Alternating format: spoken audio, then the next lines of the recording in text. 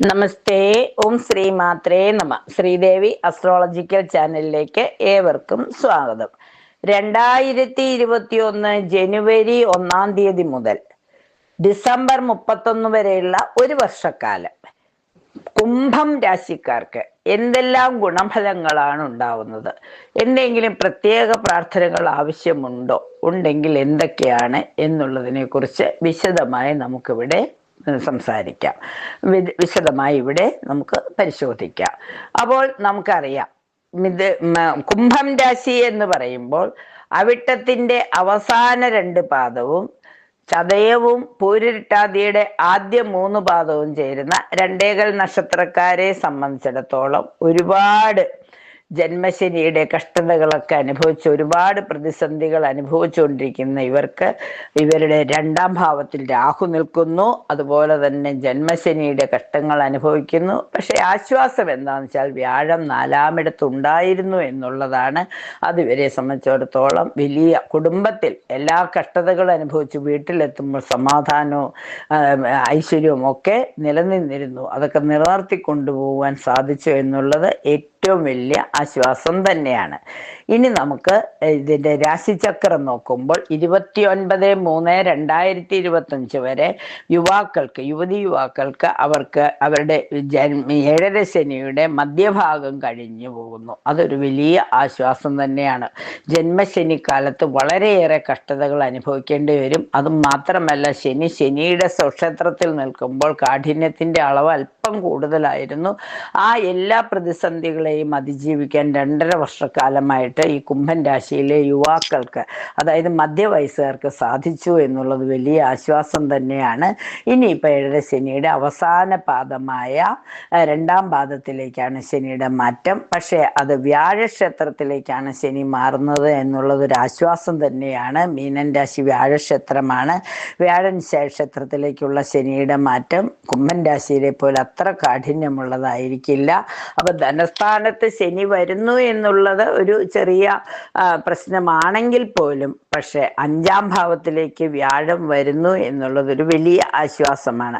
29/3/2025 ശനിയുടെ രാശിമാറ്റം 2ാം ഭാവത്തിലേക്ക് വരുന്നു. അതായത് 7ര ശനിയുടെ അവസാന പാദത്തിലേക്ക് വരുന്നു. അപ്പോൾ വൃദ്ധരായിട്ടുള്ളവർക്കൊക്കെ, പ്രായമാറിയവർക്കൊക്കെ 7ര ശനി അല്പം ബുദ്ധിമുട്ടുകൾ വരുത്താം. കർമ്മരംഗത്ത് എന്തിനും ഒരു തടസ്സവും ആലസ്യവും ക്ഷീണവും ദേഹത്തിനൊക്കെ ഒരു അസ്വസ്ഥവും ഒക്കെ പ്രായമായവർക്ക് വരാനുള്ള സാധ്യതകളുണ്ട്. ചെറുപ്പക്കാർക്ക് പോലും ചെയ്തുകൊണ്ടിരുന്ന ജോലി മടുപ്പ്, ജോലിയിൽ അലസതയും ക്ഷീണവും അസ്വാസ്ഥ്യവും ഒക്കെ വരുവാനുള്ള സാധ്യത ഉള്ളതുകൊണ്ട് ഹനുമാൻ സ്വാമിയെ പ്രാർത്ഥിക്കുന്നത്, അതുപോലെ തന്നെ ധർമ്മശാസ്താവിന് ശനിയാഴ്ചകളിൽ നീരാഞ്ജനം തെളിക്കുന്നത്, ഹനുമാൻ സ്വാമിയുടെ വിവിധങ്ങളായ ക്ഷേത്രങ്ങളിൽ ദർശനം നടത്തി യഥാശക്തി വഴിപാട് കഴിക്കുന്നത്, ഓം ശ്രീ കാര്യസിദ്ധി ആഞ്ജനേയ സ്വാമിനെ നമ എന്ന് പ്രാർത്ഥിക്കുന്നത്, നരസിംഹസ്വാമിയെ പ്രാർത്ഥിക്കുന്നത്, അതുപോലെ തന്നെ ആലത്തൂർ ഹനുമാൻ സ്വാമി ക്ഷേത്രത്തിലൊക്കെ ദർശനം നടത്തുമ്പോൾ ദോഷങ്ങളുടെ കാഠിന്യം കുറഞ്ഞു കിട്ടും. പിന്നെ വ്യാഴം 5ാം ഭാവത്തിലേക്ക് വരുന്നു 15/5/2025 മുതൽ. അതായത് 14/5/2025 കുംഭൻ രാശിക്കാരുടെ വ്യാഴം 4ാം ഭാവത്തിൽ നിന്നും 5ാം ഭാവത്തിലേക്ക് മാറുന്നു എന്നുള്ളത് ഇവർക്ക് വളരെ ഒരു ആശ്വാസമുള്ള സമയമാണ്. ഈ വ്യാഴമാറ്റ സന്താനങ്ങൾക്ക് എല്ലാവിധ സൗഭാഗ്യങ്ങളും ഉണ്ടാവും. കുടുംബത്തിൽ കുറച്ച് കഷ്ടതകളൊക്കെ അനുഭവിച്ചിരുന്നെങ്കിൽ പോലും കുടുംബ സൗഖ്യവും സന്താന സൗഖ്യവും പൊതുവെ ഒരു അനുകൂലമായ സാഹചര്യം ഇവർക്ക് വന്നു ചേരുന്നതാണ്. എല്ലാ നന്മകളും അനുഭവിക്കാൻ വിഷ്ണുമായ സ്വാമി ക്ഷേത്രങ്ങളിലെ ധർമ്മശാസ്ത്ര ക്ഷേത്രങ്ങളിലൊക്കെ ദർശനം നടത്തുന്നത്, വിഷ്ണു അഷ്ടോത്തരം ജപിക്കുന്ന, വിഷ്ണു സഹസ്രനാമം ജപിക്കുന്ന ഒക്കെ ഗുണഫലങ്ങൾ നൽകും.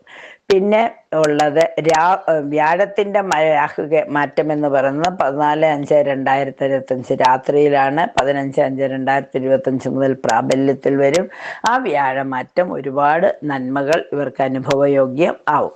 18/5/2025 വരുന്ന രാഹുകേതുക്കളുടെ മാറ്റം, സ്വന്തം രാശിയിലേക്ക് കേതു വരുന്നു എന്നുള്ളത് അല്പം ബുദ്ധിമുട്ടുള്ളതാണ്. പൂർവികമായ ദോഷങ്ങളെല്ലാം മാറി എന്ന് വിചാരിക്കുന്നിടത്തേക്ക് കേതു വന്നു ചേർന്ന് ആ കേതുവിന്റെ മാറ്റം അല്പം ശനീശ്വര ക്ഷേത്രത്തിൽ പിതൃതർപ്പണങ്ങൾ ചെയ്തുകൊണ്ട് രക്ഷസിന് പൂജയൊക്കെ ചെയ്തുകൊണ്ട് പ്രാർത്ഥനകൾ ചെയ്യുമ്പോൾ ഈ ദോഷം പൂർണ്ണമായി നടക്കും. കടൽ വെള്ളത്തിലോ കടൽ വെള്ളത്തിൻ്റെ തീരത്തോ രാമേശ്വരം പോലെയുള്ള സ്ഥലത്ത് അല്ലെങ്കിൽ പ്രയാഗരാജിലൊക്കെ പോയി ബലിതർപ്പണം ചെയ്യുന്നത് വളരെ ആശ്വാസകരം ആയിരിക്കും. തീർച്ചയായും അതിനുള്ള വേദി ഒരുങ്ങിക്കിട്ടുമെന്ന് വിശ്വസിക്കുകയാണ്. അപ്പം ശനിയുടെ ദോഷങ്ങൾ മാറാൻ, നാഗദേവതകളുടെ അനുഗ്രഹം ഉണ്ടാകാൻ, സന്താന സൗഭാഗ്യങ്ങളൊക്കെ വന്നു ചേരുന്നതിന് വേണ്ടി ശരിക്കും രാഹുവിൻ്റെയും കേതുവിൻ്റെയും മാറ്റം അനുകൂല ഭാവത്തിലേക്കുമാണ് വരുന്നത്. കുംഭൻ രാശിക്കാർക്ക് വ്യാഴപ്രീതി നല്ലോണം ഉണ്ട്. മഹാവിഷ്ണുവിൻ്റെ അനുഗ്രഹം നല്ലതുപോലെ ഉള്ളത് കൊണ്ട് തീർച്ചയായും എല്ലാ അനുഗ്രഹങ്ങളും അനുഭവിക്കുവാൻ ഇവർക്ക് സാധിക്കും. പുതിയ പുതിയ മത്സര പരീക്ഷകളിലൊക്കെ വിജയിക്കാനുള്ള സാധ്യത ഉള്ളതുകൊണ്ട് മൂകാംബിക ദേവിയെ മനസ്സറിഞ്ഞ് പ്രാർത്ഥിക്കുന്നത് നല്ലതാണ്. സൗകര്യപ്രദമായ സ്ഥലത്തേക്ക് സ്ഥലം മാറ്റം കിട്ടാനുള്ള യോഗമുണ്ട്. സൽപുത്ര സന്താന യോഗമുണ്ട്. ലോട്ടറിയിലൊക്കെ വിജയിക്കാനുള്ള സാധ്യത കാണുന്നു. കുടുംബത്തിൽ സമാധാന അന്തരീക്ഷം ഉണ്ടാവും. ബിസിനസ്സുകളിലൊക്കെ ലോൺ എടുത്ത് ബിസിനസ് നല്ല രീതിയിൽ കൊണ്ടുപോകാനായിട്ടുള്ള സാധ്യതകൾ വന്നു ചേരും. വിദ്യാർത്ഥികൾക്കും പരീക്ഷയിൽ വിജയിക്കുവാനുള്ള യോഗമൊക്കെ കാണുന്നുണ്ട്.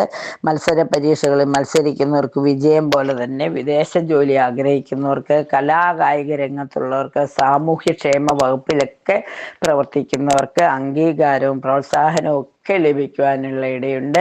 മനസ്സിന് ആഗ്രഹിക്കുന്ന രീതിയിൽ എല്ലാ കാര്യങ്ങളും നടത്തി കിട്ടുവാൻ മഹാലക്ഷ്മിയുടെയും അതുപോലെ തന്നെ വരാഹി ദേവിയുടെ അനുഗ്രഹത്തിനായി പ്രാർത്ഥിക്കുക. അമ്മയുടെ അനുഗ്രഹം എല്ലാ സൗഭാഗ്യങ്ങളും നിലനിർത്തി തരും. വ്യാഴം അല്പം മോശത്തിലായി, വ്യാഴം ഏറ്റവും അനുകൂലത്തിൽ വന്നതുകൊണ്ട് തന്നെ വ്യാഴം തന്നെ എല്ലാ കാര്യങ്ങൾക്കും ഒരു തീരുമാനം ഉണ്ടാക്കി തരും. വ്യാഴാഴ്ചകളിൽ വ്രതമെടുക്കുക, മഞ്ഞ വസ്ത്രം ദാനം ചെയ്യുക, ശനിയാഴ്ച കറുപ്പോ നീലയോ വസ്ത്രം ദാനം ചെയ്യുന്നതൊക്കെ ഒരുപാട് ഗുണഫലങ്ങൾ നൽകുന്നതാണ്.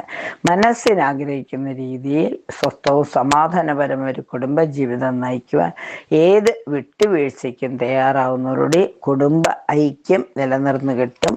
മാത്രവുമല്ല, വിദേശത്തുള്ളവരുമായിട്ടൊരു അഭിപ്രായ സംയമനത്തിൽ വരുന്നതോടുകൂടി വിദേശത്തേക്ക് പോകാൻ ആഗ്രഹിക്കുന്നവർക്ക് അതിനുള്ള മാർഗവും തെളിഞ്ഞു കിട്ടും. പൊതുവെ പറഞ്ഞാൽ എല്ലാ സൗഭാഗ്യങ്ങളും പതുക്കെ പതുക്കെ ഈ രാശിക്കാർക്ക് വന്നു ചേരുന്നതാണ്. അപ്പം എന്തായാലും 2025 ഡിസംബർ മാസത്തിനുള്ളിൽ അവരാഗ്രഹിക്കുന്ന രീതിയിലുള്ള എല്ലാ സൗഭാഗ്യങ്ങളും അനുഭവയോഗ്യമായി തീരട്ടെ എന്ന് പ്രാർത്ഥിച്ചുകൊണ്ട് രാശിനാഥനായ ശനീശ്വരനെയും ഹനുമാൻ സ്വാമിയെയും വിഷ്ണുമായ സ്വാമിയെയും ഒക്കെ പ്രാർത്ഥിക്കുക. ശനിയാഴ്ചകളിൽ കറുപ്പോ നീലയോ വസ്ത്രം ദാനം ചെയ്യുന്നതോടൊപ്പം ആ വസ്ത്രം ധരിക്കുന്നതും സദ്ഗുണങ്ങൾ നൽകുന്നതാണ്. എല്ലാവർക്കും എല്ലാ നന്മകളും അനുഭവയോഗ്യമാകട്ടെ എന്ന് ആശംസിച്ചുകൊണ്ട് നിർത്തുന്നു. നന്ദി, നമസ്കാരം.